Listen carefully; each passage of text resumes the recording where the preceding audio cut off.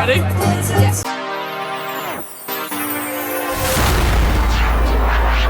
SBTV. A doctor of music, she's been shifting platinum-selling albums for 15 years. Shoulda, woulda, coulda? Well, I am. Let's meet Beverley Knight. Welcome to SBTV. We just heard you give your pipes a workout. Not sounding too bad. Thank you very much. So you've been in the game for a while. Yes. This is your 7th album that's coming out. Yeah. Tell me a bit about it. Well, it's called Soul UK and kind of does what it says on the tin in a way. The album is celebrating British soul, the stuff that influenced me and had a direct impact on my own career. So it's me kind of saying, thank you guys, you know, without you guys I wouldn't even have a career. So it's me just covering a load of different artists' material from the British soul scene. Yeah. Quite a big responsibility. How was it performing the tracks in front of the original artists when you did it at your showcase the other night? I really enjoyed it, and I tried not to dwell on the fact that, you know, people like Rod Temperton and Omar and Julia were there. Because they'd already heard my renditions, so, you know, I got their approval. So this was just like the live version of it, exactly, bringing it to real life. And did they like it? Did it go down a treat? They did. I've got loads of lovely footage of them at the end, giving us all a hug and everything. Bless their cottons. Just lovely, really nice. And you say you're talking about educating the newbies. Who have you got your eye on at the moment then?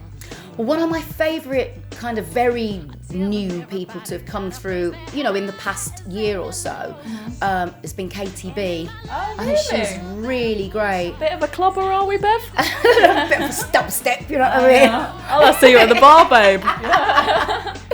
It's one of those things where I really listen to it and love it. Yeah. But, you know, I don't think you'll see me making a record like that too soon, but I think it's so heavy. I discovered her first off the Magnetic Man album, which I went out and got, and just thought, this girl was so good. And then heard, you know, Keep On Moving the Lights On with Miss Dynamite, who I know really well, and just thought, this is so cracking. This girl has got a lovely, I know, cracking. She's got a lovely voice, and I like her writing. She's really intuitive. Talented for a young person to be writing her own stuff as well. It's quite exactly. And she is very young. You can see that. She's great. She's great. I feel like you're going towards a more urban edge, and it excites me, Beverley. Well, it's just that's where a lot of young acts that are really kind of sparkling are doing their thing. Yeah, it's blowing up. Exactly. I mean, you've got kind of in a more kind of classic style, you've got Adele, who is fantastic and I just absolutely adore. But she's been doing this a little while now, and she's like taking the world by storm. So that entire universe wants to work with her. But I've always got my eye on some of the younger ones coming through. And that's quite nice that you're focusing on new talent, because you've worked with the greats, mate. You've had Stevie Wonder, Shaka Khan. How was that? Mental. Yeah. It's so amazing when you get to a point in your career when your heroes know who you are. And are requesting you for post-Oscar shindigs. Exactly. It's like, okay, right, all right. So I'm here, I'm working with Prince, and Stevie Wonder's just got on stage. Oh my God.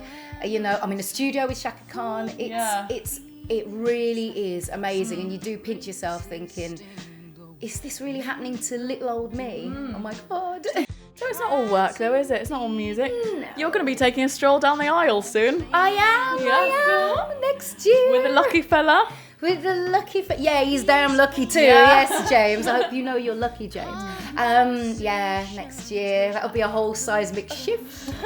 Is this the same guy that was working on your advert? Yes. Yes. I've heard the tale. Can you please share with us how you chatted him up? Okay. Props. Yeah. Oh my God. Well, you know, if you want something, you got to go get it. Target an aim. Exactly.